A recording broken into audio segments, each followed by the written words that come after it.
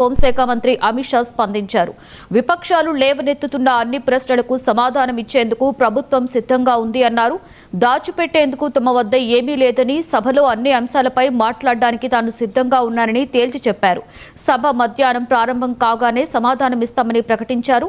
విపక్షాలు సభలో చర్చకు వస్తారో లేక కేవలం గందరగోళం సృష్టిస్తూ ఆందోళనకే పరిమితం అవుతారో తేల్చుకోవాలని సవాల్ విసిరారు.